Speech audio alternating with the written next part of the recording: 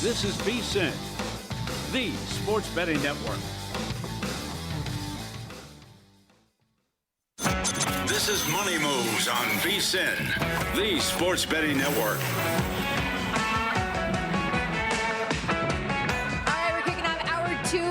Money Moves live from downtown Las Vegas, Circa Resort and Casino. He's Jonathan Von Tobel. I'm Stormy Buonantony. Lots to get to. Plenty in the National Hockey League as the postseason rolls on. We've got Game 2 between the Abs and Wild coming up tonight. Some interesting results from last night we still need to get into a little bit. More MLB conversation and NBA postseason rolls on. Speaking of Major League Baseball, so when we were talking to Adam Burke last segment, as a sidebar to the weather conversation we had about Denver, he brought up the Denver airport.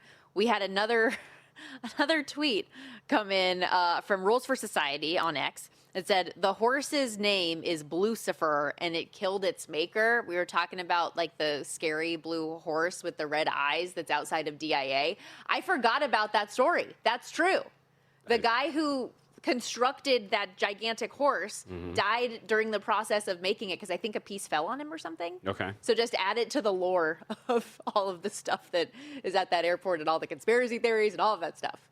I'm looking up the details on the death because I would like to know. What's the word? I'm right? Like, that was a true thing. I need time to look this up. This doesn't just come up right away. Denver horse airport maker death. Well, his name is Luis Jimenez. Thank you very much. So it sounds like you found it pretty quickly. I don't know why. Correct, but I don't know the reason behind his death yet.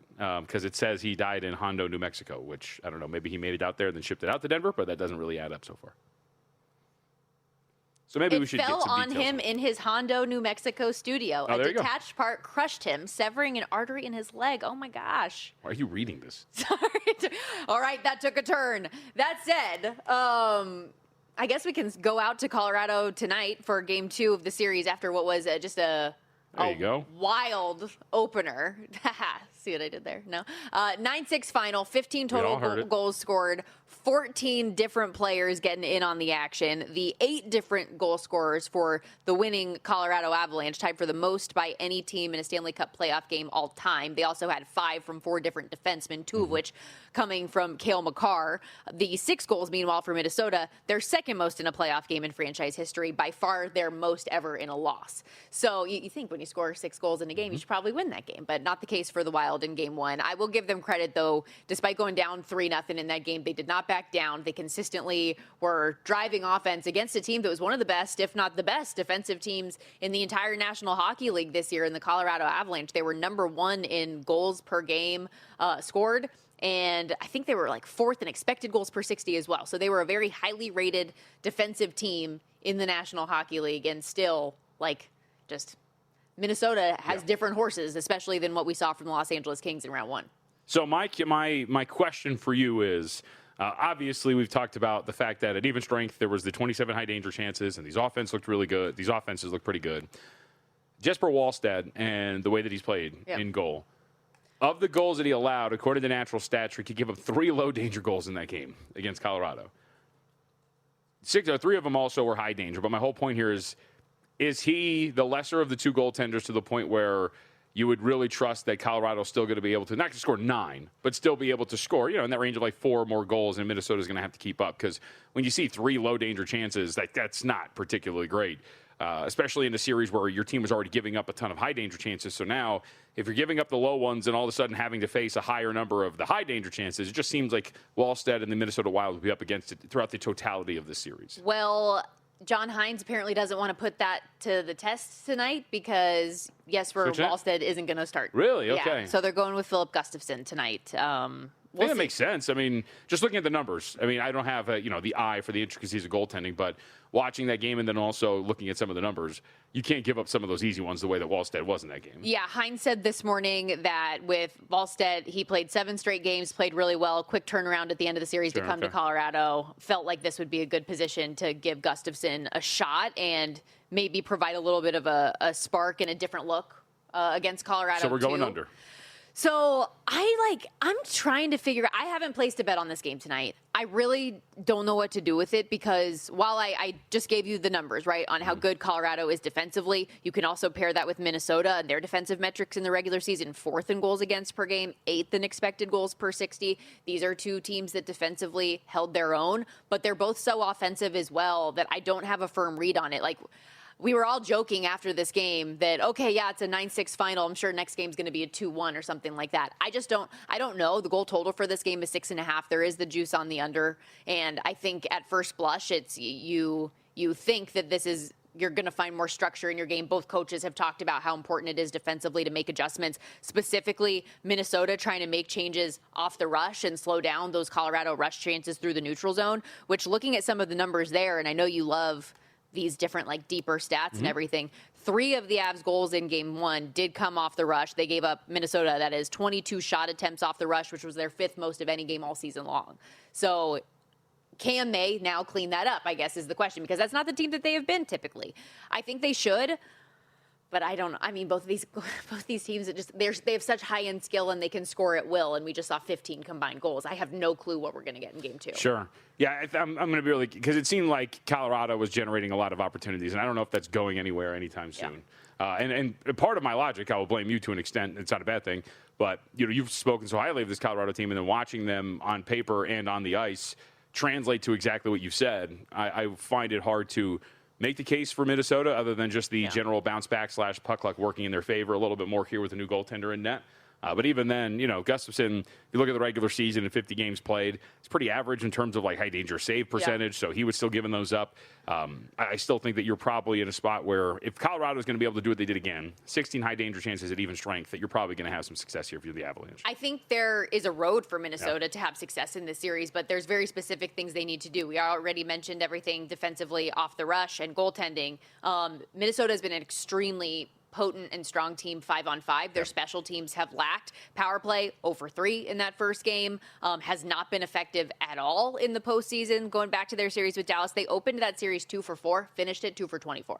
So that's not how it's supposed to go. And meanwhile, their penalty kill has only been 59%, second worst of any team in the playoffs. So they need to get certain things that were positives for them in the regular season back into their game here when it matters most.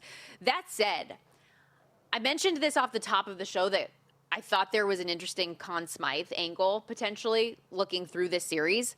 And you can still get, Nathan MacKinnon is your favorite at plus 475 right now, but I think that is still a very worthwhile number when you look at that market if you think Colorado's going to go the distance here. Because if they win this round, think about how massively cut that number is going to be, knowing who they're going to face on the other side in the Western Conference. It's going to be either Vegas or Anaheim, which on paper, you would think the Avs should roll in that series based on what we know about the Pacific Division this season. Cale Makar, meanwhile, 9-1. The last time that the Avs won the Stanley Cup, Makar ended up getting Conn Smythe. I think if the numbers are relatively in the same wheelhouse with he and Nathan MacKinnon, MacKinnon would get the edge with the voters, especially given the season that he had this year, winning the Rocket, all of that stuff, putting the team on his back. That said, if you are a believer in the Minnesota Wild in this series, coming out of this, Quinn Hughes is a 40-1 shot in this market. And if there is any world with which you think Minnesota can get through this, that is an awesome number to get on who has been transformative for this Minnesota team. What he has done since he was added into the fold earlier this season has completely changed the complexity of what they do offensively on the power play. He leads them in points to this point with 11 already in the postseason. That leads all players in the National Hockey League postseason right now. So if they advance, the fact that Kirill Kaprizov, who I know has been the star of this team forever, is a shorter number than Quinn Hughes is pretty surprising to me. And at 40-1, I think could be worthwhile if you think Minnesota can go. I have a pricing question because out of all the names that sticks out, Frederik Andersen does kind of stick out at the second choice. So he's been awesome in the postseason. Goal against average of just over 1. He's turned away 96% of the shot attempts that he's faced. But those are in stark contrast to his regular season numbers, right? Yes. He's given over 3, save percentage sub 90. Now goaltenders can just get hot over the course of a larger, sample size, I guess, and maybe they're just going to run here and Anderson's just going to play beyond his means for the entirety of the postseason. But I understand the resume to this point is probably deserving of where he's at. But if you don't expect that to be the case, and if you expect him to slip, and I know you're not a big fan of Carolina in the grand sense of things, I would assume that maybe we're a little mispriced here, the second choice, too. So you could probably, a reason why you can sift through this market and find somebody else. I understand why he's there for exactly the reason that you referenced. His regular season numbers were putrid. We weren't even sure if he was going to start to begin the postseason, but he's been unbelievable. I tend to stray away from goalies in this market in general because you have 1 to 2 clunkers throughout the course of the playoffs. That sticks in voters' minds for goaltenders, I think, a lot more than it does for players. Like standards a lot higher for goaltenders. Yes, if a skater is pad statting. Stat padding? Oh, my God. Padding his stats with like empty net goals, you're not going to remember that when you're looking through the numbers. But if a guy gives up 6 goals, you're going to remember that in the game, right? And so that's something that has kept me off of that. I know Andrei Vasilevsky won for Tampa a few years ago, but that was still after Tampa had already won the year prior. Prior to that, it was Jonathan Quick with LA, but that was another decade earlier than that. Like, it's few and far between in recent history that we've seen goalies win it. But in the East in general, if you're like me and like, I love the Carolina Hurricanes, but I don't know if I can trust them just based on the history and how much money and time I have invested in this team and them letting me down. I mean, look at how many Carolina how many Eastern Conference players, they're all Hurricanes until you get to Jakub Dobiš at 30-1 for Montreal. Yeah. I mean, and that's another goalie, which I would stray away from. Who did we bring this up with? And this is, if you just look at the last year to compare to this year, this is a much different looking Eastern Conference. Yeah. Wouldn't this be the year that Carolina would finally be able to break through? I genuinely hope for their sake that it would be. They look awesome. I mean, even last night against the Flyers, they're down 2-0 early and come back and win it at overtime. I mean, If there was one, would it be the Stank? Or would it be Aho? The Stank? Yeah. Stankoven? Yeah. Come on. I know it's Stankoven, but come on, it's a good name. Logan Stankoven and what they have done, like that line as a whole to this point, he's rightfully above him. I just want to add something, I'm trying to add something. Taylor Hall at 28 to 1? He could be an interesting. Yeah, it might be a typo. Yeah. It's not 28 to 2. We'll fix that a little bit later on. But if you like someone in the East that's not the Canes, you're getting pretty significant numbers. So you're listening to this podcast because you want an edge. But what if I told you you're only halfway there? You've got the mindset. Now it's time to get the toolkit to match. Here's the thing. Pro bettors spend thousands on data and tools, but what they don't want you to know is that you can get the same edge for a fraction of the cost with VSiN Pro. VSiN Pro gives you access to expert picks, public betting data, prop projections, powerful tools, analytics, and more. Just tap the link in the description and see why thousands of bettors are already using VSiN Pro to cash more bets.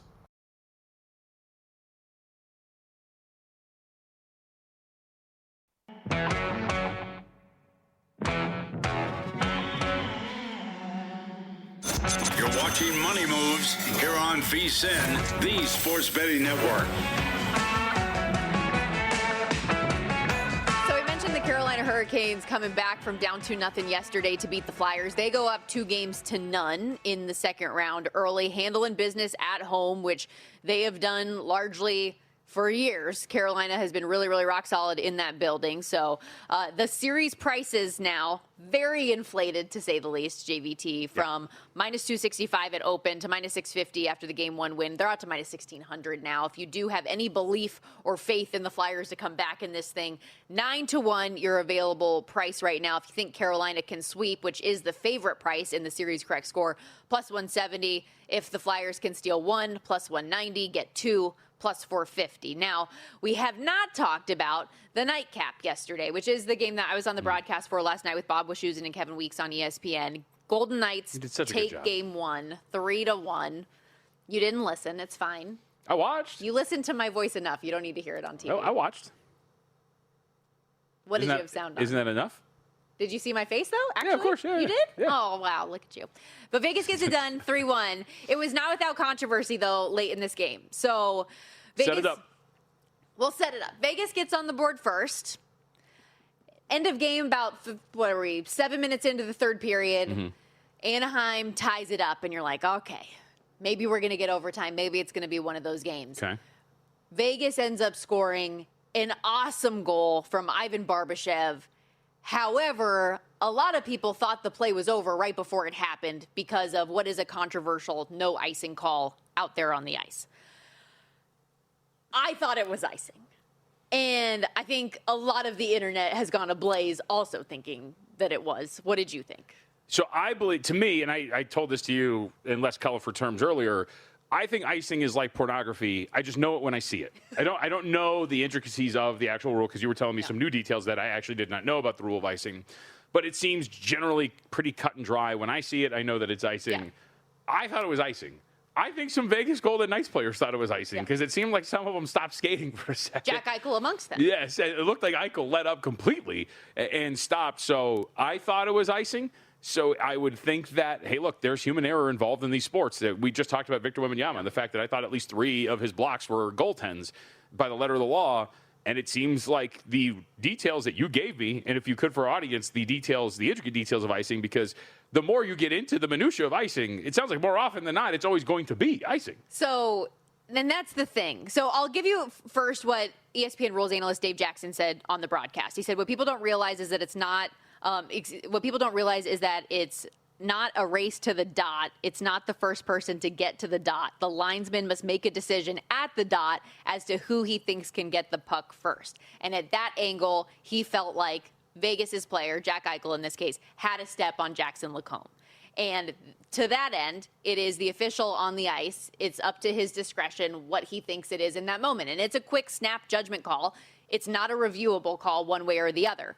But if you go through and look at the NHL rulebook clarification, it also says if the race for the puck is too close to determine by the time the first player reaches the end zone faceoff dots, icing should be called. So the automatic deferral should be to icing, not to the no call. And needless to say, Joel Quenneville, head coach of Anaheim, absolutely losing his ever-loving mind on the bench. And he was asked about the situation after the game. Explain what happened in your vantage point on how that... Clearly, I disagreed with the call. It was clearly, icing. But their guy stopped skating, which really made me annoyed. Did you get an explanation from the officials? No, I did not. In a game where the margins are what they are, does a play like that get amplified? Well, we just scored. It was a huge, it was a huge call, and it was an easy call. I mean, the question at the end. Sure. Yes, I would think in a one-goal game in which a goal is given up before or after a play, which we thought was a penalty, yes. Or not a penalty, but an infraction. And naturally, the internet that I was just telling you in the commercial break, like everybody hates Vegas already because of what they were able to do year one as an expansion franchise, what they did in the expansion draft, yada, yada, yada. Yeah. They're spoiled, they're this, they're that. So, of course, they're getting home cooking at home. It's a whole thing. This game, though, I'll say was very different than the one I thought we were going to get. Sure. The fact that it was as low scoring as it was for the 2 of the 3 teams that were the highest scoring teams in the first round, for this to be 1-1 at the 13-minute mark in the third period was pretty interesting to me. I know, and we're not going to play the sound on this, but Mitch Marner even said after the game, like, nobody in Vegas's room particularly liked their game. Anaheim got out to a really good start, but it fell to the wayside. So this is an interesting series, in my opinion, because of what Vegas has been able to do now, dating back to midway through the Mammoth series in the third period in particular, that no matter what happens, they just find a way to wake up and win games. So that's my question is, it seemed, watching it and statistically, that Vegas got outplayed. Even strength again, they got doubled up on the high danger chances. The expected goals were in Anaheim's favor. So as we spin this forward, I know you might be on the series a couple of times. You're going to be on game 2? Game 3? Game 4. So game 4. It's weird, like how the TNT and ESPN schedule goes. So I'm game then you're going to 1, be in Anaheim game soon, right? Yeah, okay. Game 4 on Sunday, and then if necessary, 5 and 7. All right. So then maybe you can't make the outright prediction, but I will just say, like, it seems that if you're playing that angle, which is, all right, taking this result statistically, how did it play out, and who do you think would have the advantage moving forward? If Anaheim replicates this game that they just had, I would assume that you're going to be able to grab a win here. For sure. And I don't know if it's necessarily going to be game. I don't know if it'll necessarily be game 2. That's always the issue with playing this game, right? Which is, when does that manifest? Right? Yes, but I think certainly. And Carter Hart, who has struggled at several points so far in the postseason, was pretty nails last night. Mm-hmm. So I think for him to be more of the guy that we had seen in the first round would play into Anaheim's hands, but clearly he was a level up from what we saw from Edmonton in net. So, well, and so, it's the hockey zigzag as well. Pricing wise, Vegas closed here at Circa as a $1.70 favorite. They win the game right now for this game here at Circa. They're a $1.55 favorite. So a 15-cent difference, despite the fact that Vegas won the game in Game 1. So you're paying a little bit of a tax there if you want to come back in and back Anaheim one more time to win Game 2 and even up this series. Now, maybe some of that, too, is looking at the even strength numbers and expecting that Anaheim played a little bit better than what the result indicates, but still interesting to see the difference in the pricing considering the way the game played out, too. And in terms of the series out from, this opened -170. We were talking about it yesterday. It was -210. Out to -350 now in favor of the Golden Knights for the set, but Anaheim, I think, a very worthy competitor in this series, +275, maybe a little overlooked. One other big news item in the hockey world that I feel like is important to discuss, and for any of you who might be on the outside looking in about this and not really knowing what's going on, it's fascinating, and I highly recommend you get on Google and find out more about what's going on in the Leafs organization. They had their introductory press conference for their new hire in the general manager chair, John Chayka, new senior executive advisor of hockey ops as well, Matt Sundin, who Toronto Sun reporter Steve Simmons set the tone in this press conference. Question 1 when it comes to Chayka. Steve Simmons, Toronto Sun, for Keith. You talk about the due diligence that you did on John prior to hiring him and now hiring him. In the past, say, 3 to 4 days, I have been in contact with about 20 people who work in the National Hockey League, many of whom are prominent names that we would all know. And of the 20 people I spoke to, one was supportive of John's hiring, and the other 19 thought it was a sham, to be perfectly honest. Words were used like con artist, liar, salesman. How did you come to a different conclusion than I was able to come to in a very short time? I must have talked to different people. That's it? Because I'm telling you, the hockey world today is astounded by this announcement. Okay. And your response to that? Is we've conducted due diligence, and it was deep due diligence. It was a thorough process, and I'm quite happy with where we've landed.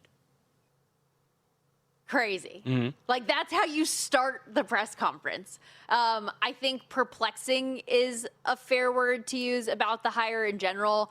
This is like a Leafs Original Six storied franchise. All they want is to be back in the playoffs, making runs, winning a Stanley Cup, and they hire somebody who was largely a throwaway in the league for what he did with the Arizona Coyotes. He's been out of the league for the last 5 years for a suspension Gary Bettman imposed for, quote, breaching his obligation to the club and conduct detrimental to the league and game by pursuing other opportunities with other teams while still under contract with the Coyotes. He then left that job with 3 years still on his deal. The NHL also found out that he violated the league's combine testing policy by hosting a bunch of prospects from the CHL. He did a lot of things that are not allowed to be done.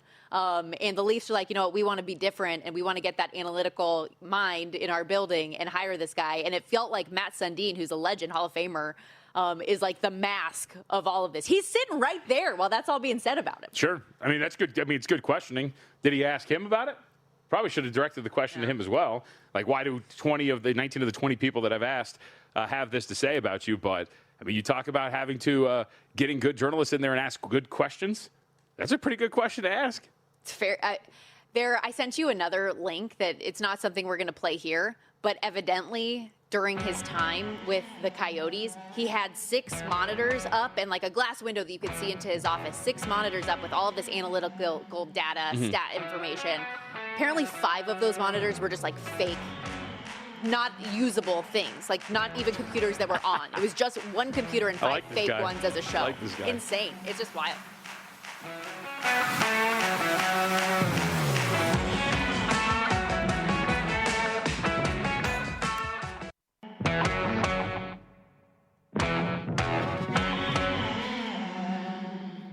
You're watching Money Moves here on VSiN, the Sports Betting Network.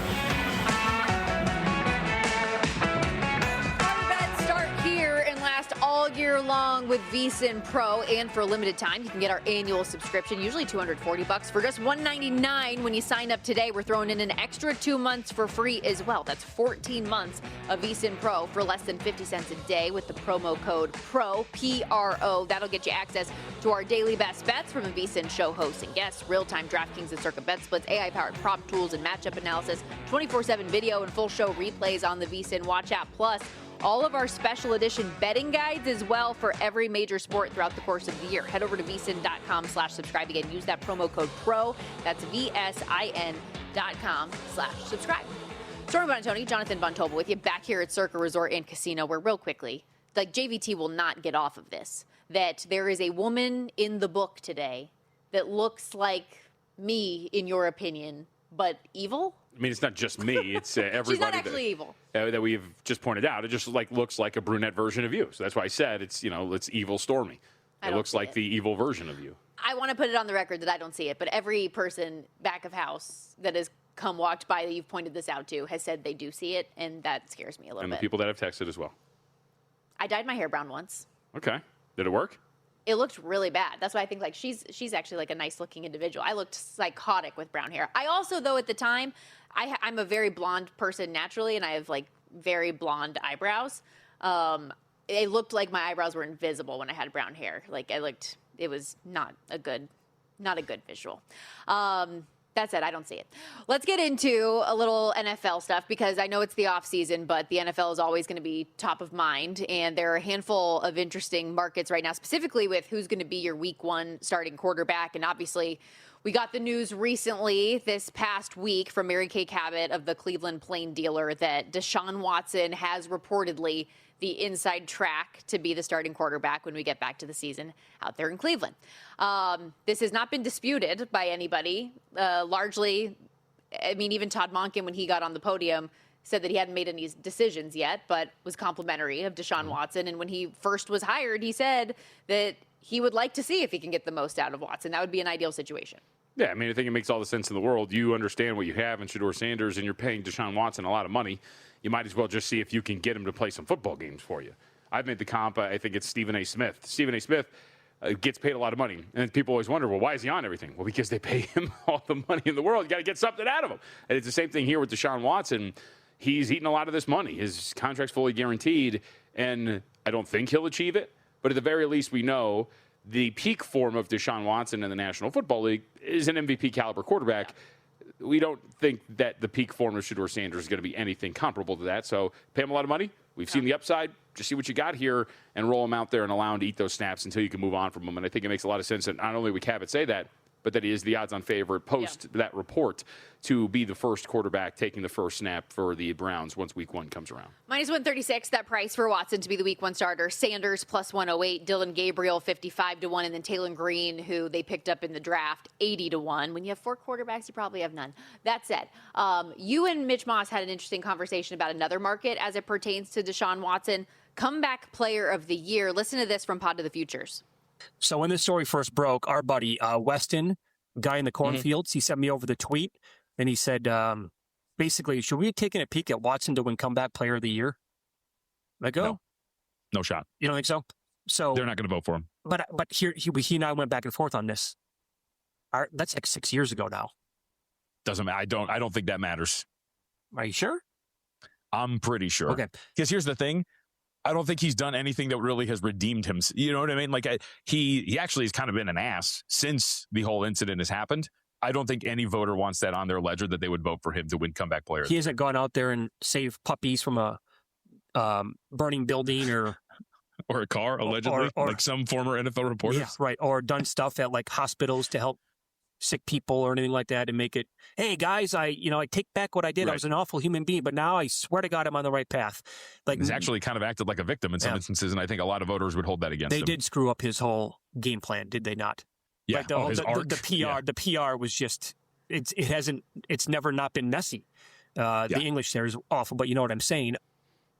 The Rossini callback was great, by the way, by you. But I am in total agreement with you on this. I think Deshaun Watson would have to be undeniable and otherworldly he still wouldn't get it. To be worthwhile. You could tell me right now they don't want to reward him. He could throw for 5,500 yards, 47 touchdowns, and 2 interceptions, and the Cleveland Browns could win, 11 games, 13 games, 15 games. Plus, he's not going to. Well, either way, I don't care. These voters are not going to vote for him to win comeback. Like when we first saw this report, I was so disinterested just because, I thought were kind, saying, what has he done even on the football field?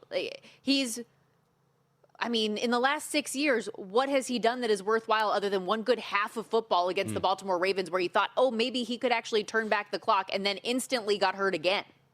Yeah, I think it's a no-go there when it comes to comeback player of the year for Deshaun. Now, he is the odds-on favorite to get the first snap, and I think that's would you disagree with that at all? No, I wouldn't. Okay. I'm just saying, but big picture for the Cleveland Browns, like as I look Sure. at some of their futures and like the win total 6.5, right, to make the playoffs plus 425 to the like nothing about them makes me want to buy in on Cleveland with Deshaun Watson as their guy, just especially because I don't think that the skill set is there anymore in general. But even if it was, I don't trust his body to hold up. So of these markets for odds, again, these are the starting quarterbacks taking the first snap week one. There's a couple that I think interest me. I will focus on the ones, and we can rattle off the others. The Falcons. There's one I like, yeah. Tua Tagovailoa minus 125. Michael Penix at minus 102. Trevor Siemian is 80 to 1. I feel like, knowing you a little bit, that you and I might be in disagreement here. Oh.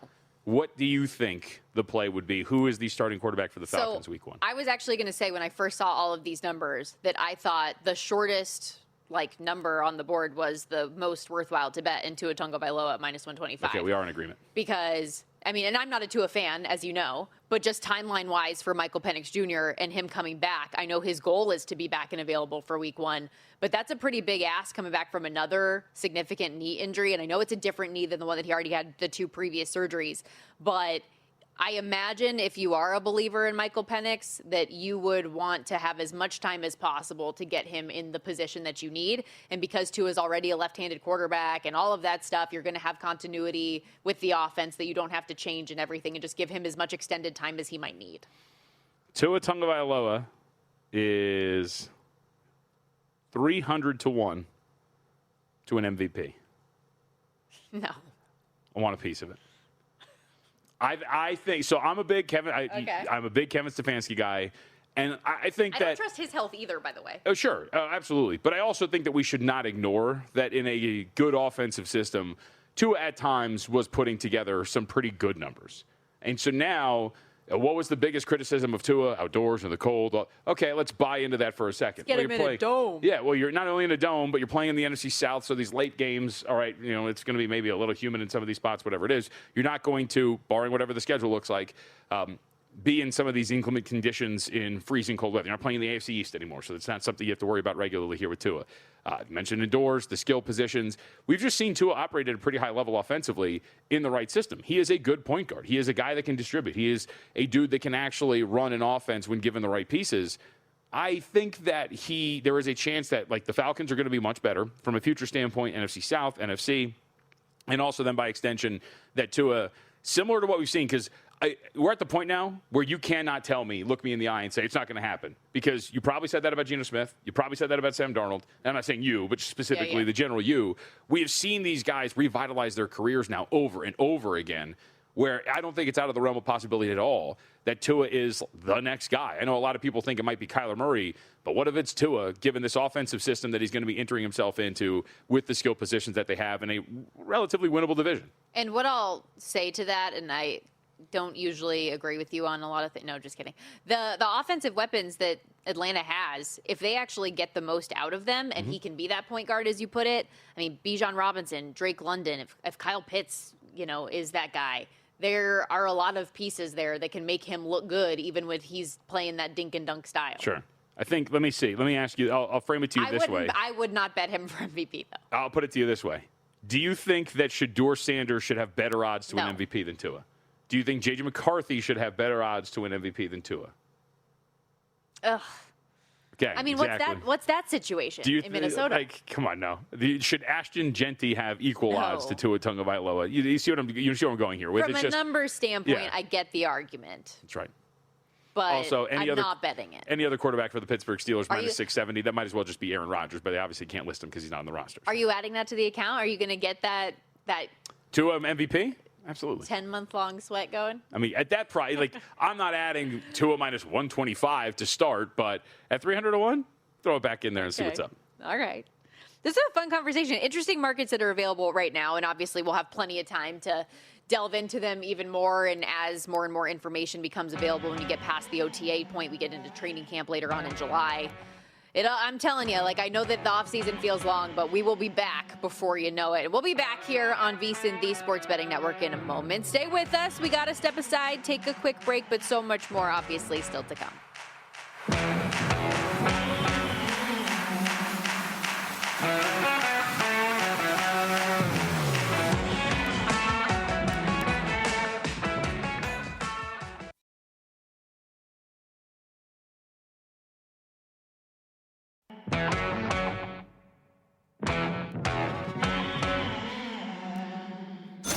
You're watching Money Moves here on VSiN, the Sports Betting Network.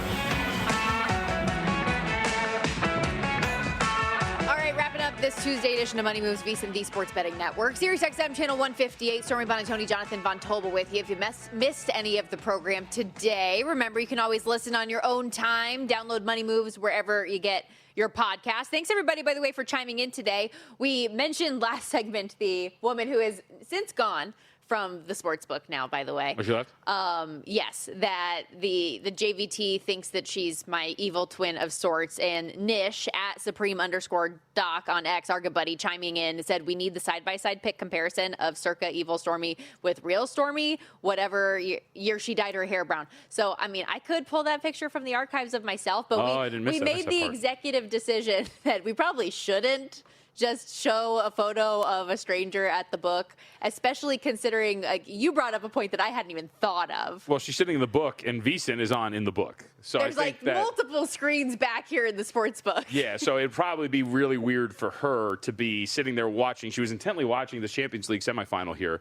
And then seeing a side profile of her own face. Of her own face, right, on the screen up here. So probably not the best idea. Probably a little bit aggressive. That said, let's get to the best bets of the day. We'll recap last night before we get to today. And I'll start with mine because I don't have any hockey tonight. Just the quick turnaround from last night. I haven't added anything today. Colorado Wild. I told you earlier when we previewed that game. The total intrigues me, but not something I ultimately got down on. But the Canes Flyers under 5.5 ended up coming home for me yesterday, even after I was texting you guys in our group chat, like, well, rough play for me when it's a 3-goal first period. And then that ends up holding on largely throughout. We go to overtime, and the Canes end up winning this thing 3-2. So we get the under 5.5 and hopefully can keep the hot train rolling here in the playoffs so far. How about you?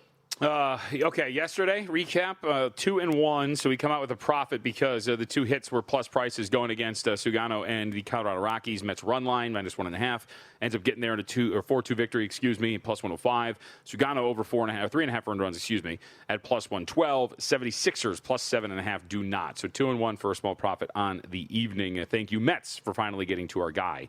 As we've been talking about this a lot, baseball betting, you got to be stubborn in terms of the practice. And if you feel like you got an angle, you got to keep doing it maybe until you either get your teeth kicked in or it starts to go your way.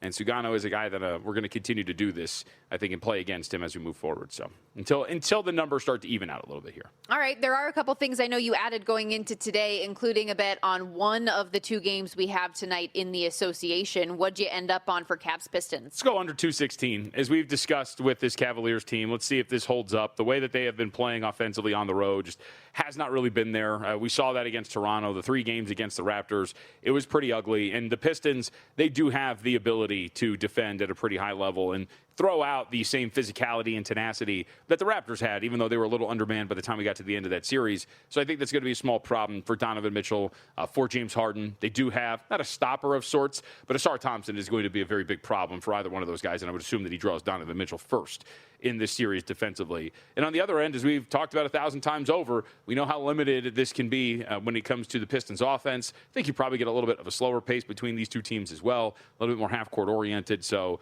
let's go under 216 today between Cleveland and Detroit. And I know we mentioned this earlier. You saw the 215.5 on your screen, but those 216s are widely available at a handful of places. So do your due diligence. I even see 216.5 at BetMGM right now. So shop around while you can. You do not have an official play in Lakers OKC, but I guess on the way out, for anyone who might have missed us earlier in the show, kind of deep diving into this game, the Lakers, this is the biggest underdog role that they've been in a playoff game in the last 35 years. This does not happen to them, but they don't have their lead scorer on the court. No Luka Doncic for this series. They got Austin Reeves back and have LeBron, but is that enough to compete with a team that is looking like one of the best that we have seen in a long time? Maybe just themselves a year ago. But the Oklahoma City Thunder laying 15.5 at home in game 1 of this series. Total 213.5. They're favored just to sweep this set. What does tonight look like in your mind? Thunder and over, I guess, if you're telling me pick side in total. I mean, we talked about that. You can blow them out. My score was 123.96. I believe that still equates to an over there. So I think you can get this thing over the total if it's as lopsided as maybe the spread would indicate today. Okay. You hold the Lakers down. Efficiency isn't there, but you yourself as a team are able to do what you want against L.A. Going back to that series against Houston, I keep saying this, but I think that series win for L.A. was more about Houston than it was about or it should be more about the opponent and how well they matched up, I should say, because that gives the Lakers more credit than it is about the Lakers maybe being a legitimate threat in the East or the Western Conference. And you've mentioned it 1,000 times over. It's been a matchup that just hasn't really worked out for them, and you don't have Luka on the floor. I think that's going to be a pretty big problem for them. So Thunder in 4. Oh, and you know what? I forgot to mention that as well. That was something I added to. Thunder to win in 4 and plus 120. Okay. I will add to the pending bets as well.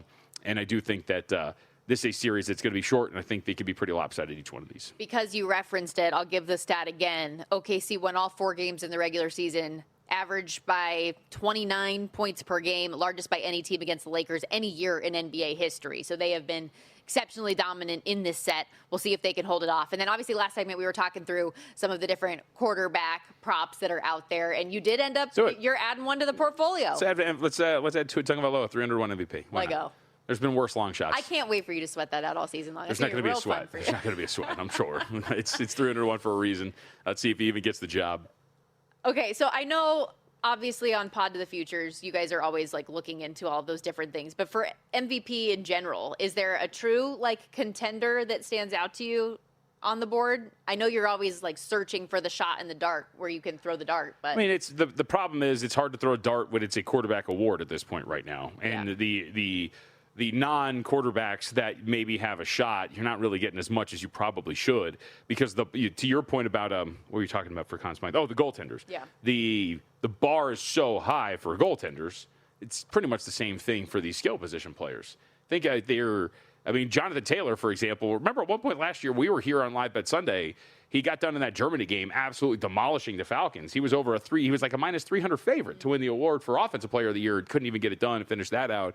And a lot of people thought he was going to contend for MVP. Didn't even come close to sniffing it. So it's just so hard to really look at this and go, this is the guy that I'm thinking, Jackson Dart at 71. Do you realistically think that Jackson Dart is not only going to take the steps forward as a quarterback at his position, but also the Giants are going to be good enough that they're going to make the steps that he would also get the record that is going to help him, because that's part of it too. You've got to have a quarterback. You've got to have a guy that is going to be good enough with its team to get this thing done. So it's hard to really take shots at in any of these guys. I guess if you're looking around, he's always going to be very good on offense. This team's always going to be very good on offense. You go and you get Lawrence right before the draft. Joe Burrow 10-1. If you expect that the Bengals are going to be any sort of competent this year, it's tempting to see a guy like Joe Burrow with double digits next to his name, even though it's only 10-1. Does it surprise you at all to see that Drake May, and I know that he and Matthew Stafford, it was a coin flip at the end for a lot of people, ultimately, who was going to win MVP last year, but for him to be as short a shot as he is, to have that type of performance in a full season again? I think it depends on what you mean by surprising. Am I surprised that the guy who made it to the Super Bowl is up there? No, I don't think so, especially you mentioned the race for MVP. Would I play that? Do I think it's realistic? No. I think they're one of your candidates to take a pretty solid step back. We always talk about this, right? The bounce, everything. Right. One of the reasons, although people didn't like to admit it, one of the reasons why they made the run that they did, they won playoff games. Their schedule was very, very easy. Yeah. And so that is going to be much tougher this year around. So expecting some sort of regression to the mean, that price, I would say that, I don't think that there's something that you really want there. Here's a question for you, though. Just real quickly, I was going to say, it did feel like eerily reminiscent, and obviously where the Patriots finished the year and where the Commanders the year prior finished the year were very different things, but it felt very reminiscent to the pricing of Jaden Daniels last year. We were like, how is this guy fourth on the board right now when he hasn't really proven big picture that he can carry this over season to season? We just haven't seen it because he's a young guy. Here's one for you. If we are to believe that maybe this is going to happen, would you bet future Patriot A.J. Brown to win Offensive Player of the Year at 60-1? What? That's how you're thinking ahead. I mean, seriously, it did come out after everything that was happening with Vrabel and Rossini that was, I think it was Schefter, right, that reported that it is expected, or at least the rumblings are very strong that's going to happen at some point here in this offseason. A.J. Brown, they win 7 games, but A.J. Brown has a monster season, and all of a sudden, boom. And, I mean, it's year one, so he'll still be back in the, honeymoon stage and won't be full diva yet. Yeah. I actually don't hate that number. See, there you go. He's 40-1 at FanDuel, 60-1 at DraftKings. they have that big of a separation, but I know it's like from a liability standpoint that those numbers are always different. But just such a good reminder, though. And I feel like we say this constantly about everything, but have as many apps as possible when you're betting this stuff so that you can try to find the best number. I feel like that's a Dustin Sweetelson play right there. 60-1. Speaking of which, did you know our boy Dustin Sweetelson holding it down this week? Follow the money with Mitch Moss out. He and Paulie Howard coming up next after we wrap things up here on Money Moves. They're also going to have Circa owner Derek Stevens on the program. I saw him last night out there at the Golden Knights game. He and Bill 80 banging the glass Bill saw behind the you? net last night. I didn't mention it in the newsletter. I'm going to text him about this. No love. I don't know what's going on there. Then at 7 Mention later Dave on. Tooley, though. VSiN Primetime with Tim Murray, Femi Abebefe, VSiN by the books later on tomorrow morning as well. So make sure you keep it covered right here on VSiN all day long. Have a great day, everybody.